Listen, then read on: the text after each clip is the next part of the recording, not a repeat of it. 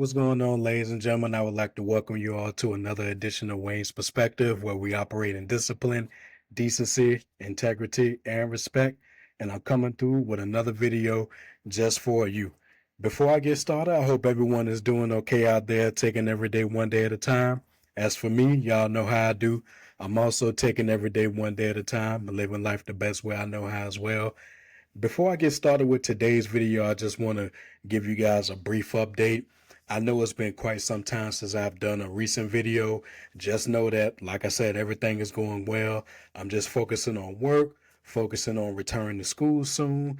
And also I've been putting a lot more time into my medium.com page where I do a lot of my hip hop related work. And if you haven't checked out that page already, be sure to go ahead and check that out. It's www.medium.com/@WDM625. Again, that's www.medium.com/@WDM625.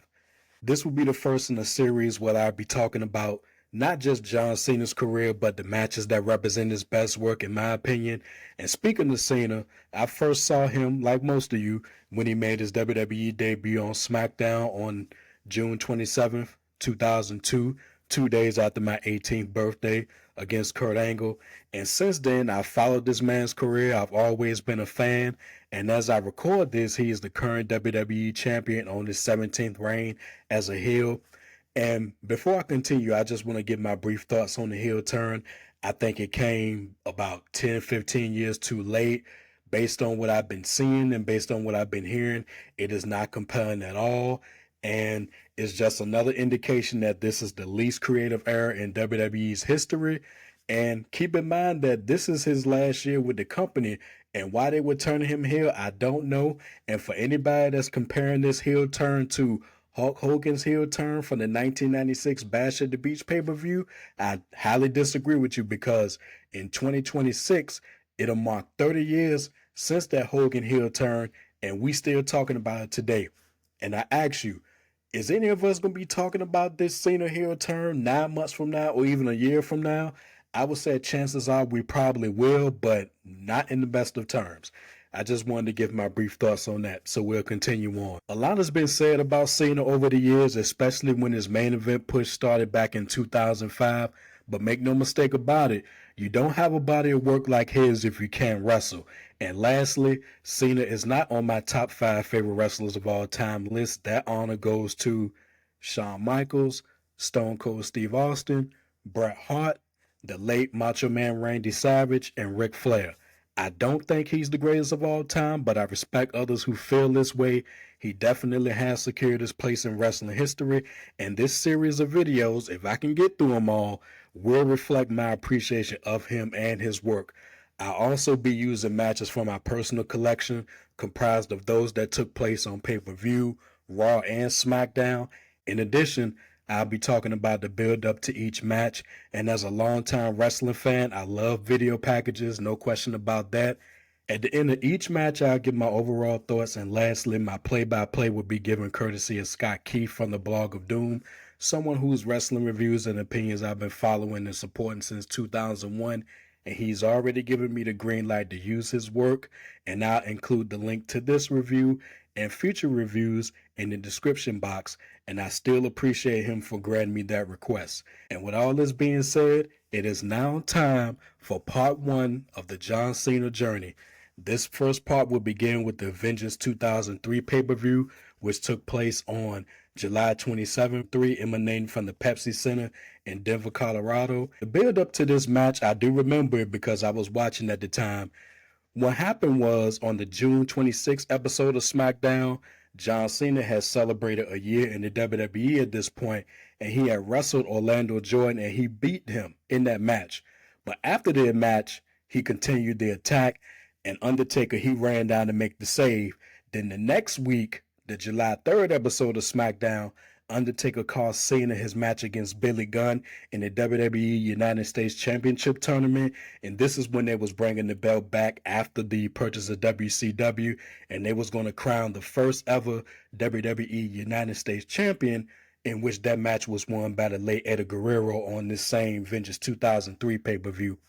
Continuing on, The July 17th episode of SmackDown, Cena and Undertaker, they had a brawl in the ring. And then on the July 27th episode of SmackDown, get this, y'all, Cena was rapping about the Undertaker from a cemetery. And those of you watching current day WWE, and bless you if you do, you would never see that today. That's for damn sure. So after this build up, we finally arrive at the match from Vengeance 2003. And like I said, my play-by-play is going to come courtesy of Scott Keith's rant. So here we go. We're about to start that right about now. There's only one finish that gives this match any meaning whatsoever. Cena gives him a bitch slap out of the corner to start, but that just annoys Taker and he pounds him. Taker boosts him out of the ring and pounds him on the floor, but Cena loads up the Evian Spear of Doom only to get sent into the railing. Taker sends him into the post and pounds away and guillotines him on the apron. Back in, he gets two. He key locks the wrist and knees away to the ribs and tosses Cena. Back in, Taker's top rope walk, also known as old school, sets up the choke slam, but he picks up Cena at 2. So basically, Undertaker squashed Cena in 5 minutes and 30 seconds, but elected to continue the match. Keep that in mind later. The Last Riders escape, and Cena DDTs him and undoes a turnbuckle. Cena chokes away, but Taker slows back and gets a corner clothesline. He misses another charge and hits the steel, however, and ends up on the floor. Cena knees him into the railing off the apron, and they head back in where Cena works on the ribs. Taker fights back, but Cena hits the ribs again and works them in the corner. Taker misses the big boot, but clotheslines him for 2. Cena goes back to the ribs, but Taker gets the dragon sleeper. Cena makes the ropes quickly and hits Taker with a spine buster for 2. John keeps kneeing at the ribs for 2. They slug it out and Taker gets another choke slam for 2. Cena powers out of the tombstone but gets booted down and leg dropped by Undertaker for 2. Taker slugs away in the corner and chokes him out, but Cena grabs the chain and goes to the ribs again.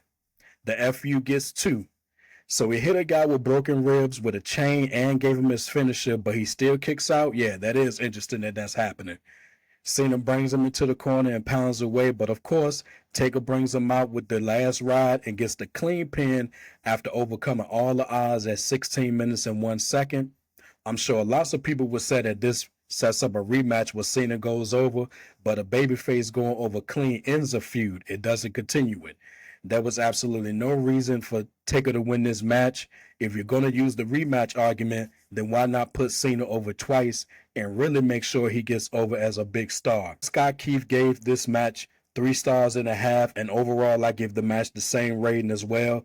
It's very good, but it's not a match I'm going to revisit often. In hindsight, did Cena need to win this match? Well, a win may have done some wonders for his career 1 year in, but at the same time, he wasn't on the verge of a significant push just yet. It was coming, but not in the summer of 2003. And right here, I'm going to wrap up this first part of John Cena journey. Let me know your thoughts on this match specifically and the Cena journey idea in general.